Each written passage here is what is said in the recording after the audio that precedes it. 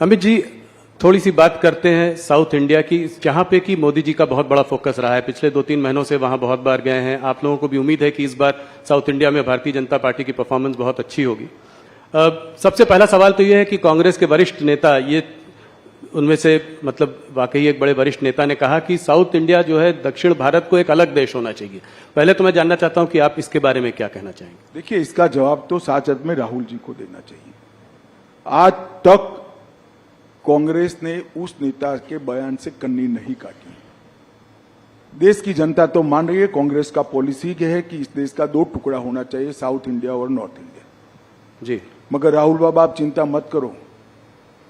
अब भारतीय जनता पार्टी इतनी ताकतवर है, कांग्रेस दूसरी बार इस देश का विभाजन नहीं कर पाएगी। कभी ये देश के टुकड़े हम नहीं, ये नहीं हो सकता। क्या कर रहे हैं आप? चुनाव जीतने के लिए 2 देश बनाने की बात कर रहे हैं। और क्या होगा इस पार्टी को? इतनी पुरानी पार्टी, आजादी का आंदोलन करने वाली पार्टी, वो इस बयान से कन्नी नहीं काटती है, इनको नोटिस नहीं देती है और फिर से टिकट दे दिया। क्या कहना चाहते हैं आप? उसका जवाब तो कांग्रेस पार्टी ने देना पड़ेगा चुनावों में।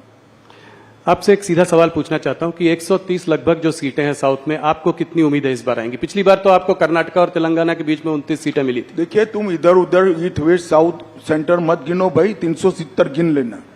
नहीं, 370 में नॉर्थ में तो बहुत सारे प्रदेशों में आपकी करीब करीब पूरी सीटें हैं। तो मैं कह रहा हूं कि एडिशनल 70 सीटें कहां से आएंगी? ऐसा है भाई, जब मैं 300 कहता था तब भी तुमने, राहुल जी, मुझे ये सवाल 2019 में पूछा था कि तुम लाओगे कहां से। मैंने कहा काउंटिंग के दिन दोपहर को बता दूंगा, और हमारी 300 पार हो गई। इस बार भी मैं कहता हूं, काउंटिंग को 12 बजे मुस्कुराते हुए चेहरे पर कहना, मोदी का वादा पूरा हुआ, लक्ष्य पूरा हुआ, भाजपा 370 पार।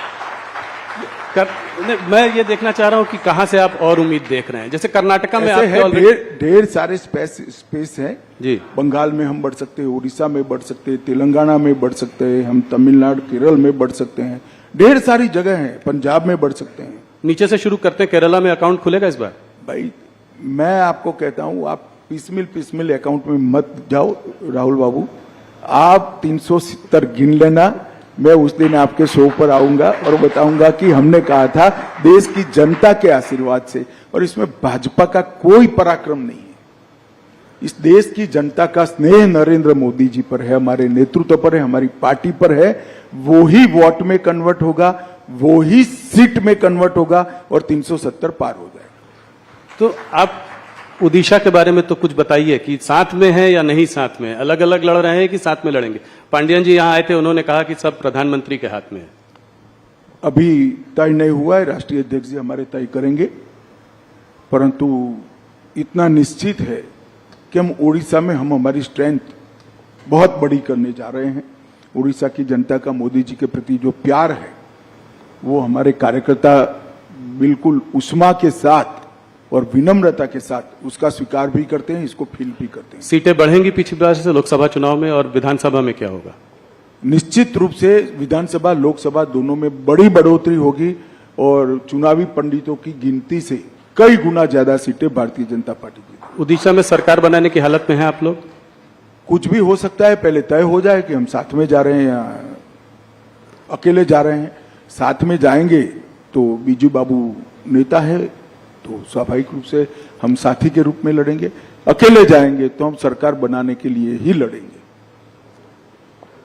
पांडियन जी ने एक अच्छी अजीब सी बात कही। उन्होंने कहा कि देखिए, सेंटर में बीजेपी को बीजेडी की जरूरत नहीं है और स्टेट में बीजेडी को बीजेपी की जरूरत नहीं है। क्या इस बात से आप सहमत? देखिए, गठबंधन हमेशा जरूरियात के आधार पर नहीं होता। हमें ढेर सारी पार्टियों ने ये पूरे 5 साल में राष्ट्रीय हित के जो मुद्दे थे, इसमें इश्यू बेस्ड समर्थन पार्लियामेंट में दिया है। चाहे 370 हो, पहले चाहे जीएसटी करना था, चाहे बॉन्ड हो, बॉन्ड भी कांग्रेस ने विरोध नहीं किया था जी, उस वक्त नहीं किया था जी, मगर इश्यू बेस्ड समर्थन हमें ढेर सारी पार्टियों ने दिया है। और मैं मानता हूं कि ये लोकतंत्र की खूबसूरती है कि विरोध हर मुद्दे पर नहीं होता है।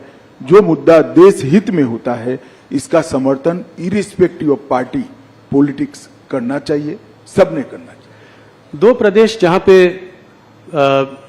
चुनाव इंटरेस्टिंग हो सकता है वो है बिहार और महाराष्ट्र। थोड़ा उस पर बात करूंगा।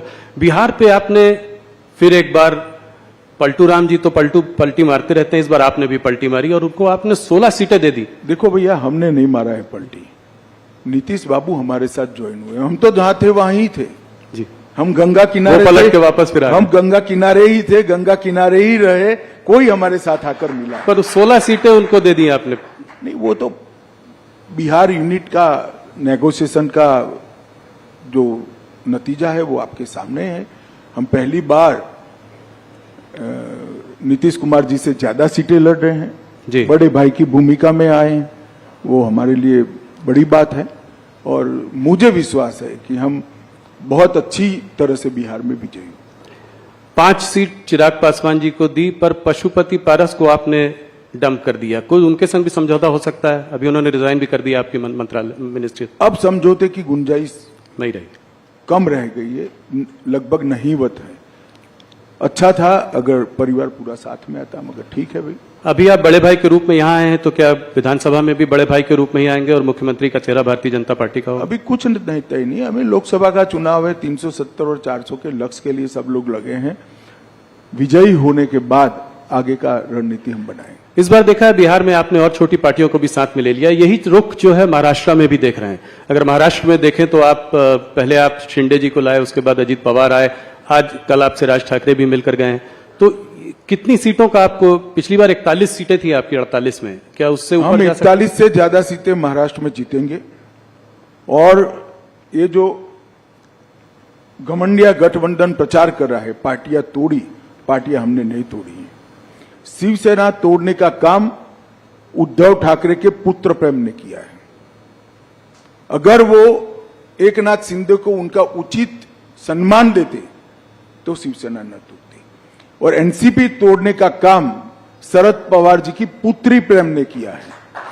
अगर वो अजीत पवार को उनका उचित सम्मान देते तो आज वो उनके साथ ही होते, हमारे साथ थोड़ी ना आते। वो तो सरकार में थे सब। मगर जब आप पुत्र पुत्री के मोह में अंध हो जाते हो तब पार्टियां टूटती है। इसका आरोप हम पर नहीं लगाना चाहिए। कितनी सीटों पर लड़ेंगे आप? 30 के आसपास आप, क्या क्या डिवीजन हुआ है? अभी तय नहीं हुआ है, मगर स्वाभाविक रूप से महाराष्ट्र में हम सबसे बड़ी पार्टी होगी। और उसके बाद शिंदे, और उसके शिंदे सेना, और उसके बाद अजीत पवार। हाँ, कमोबेश यही होगा। कह रहे हैं लोग कि 30 का लगभग नंबर ऑफ सीट अभी तय नहीं हुई। पंजाब में क्या है? अकाली दल से कभी हाँ कभी ना बातचीत, कहीं कोई एग्रीमेंट कुछ हुआ है? कैप्टन अमरिंदर सिंह और देखिए, ये आप जिस तरह से सवाल पूछे, कभी हाँ कभी ना, कभी हाँ कभी ना है ही नहीं। अभी नेगोशिएशन चल रहा है। तो नेगोशिएशन में तो एक ऑफर होती है, हम काउंटर ऑफर देते हैं, वो काउंटर ऑफर देते हैं, हम ऑफर देते हैं। ये चलता है, इसको हाना में नहीं देखना चाहिए। तो उम्मीद है कि मुझे लगता है 2-3 दिन में स्थिति स्पष्ट हो जाएगी। पर आप लोग चाहते हैं कि साथ में लड़ें, ये स्वाभाविक। हम तो चाहते हैं कि हमारे एनडीए के सारे साथी हमारे साथ हो, फिर से एक बार सारा एनडीए संपूर्ण बने। परंतु भारतीय जनता पार्टी का उचित हिस्सा और हमारे कार्यकर्ताओं का सम्मान, वो भी हमारी चिंता का विषय हो।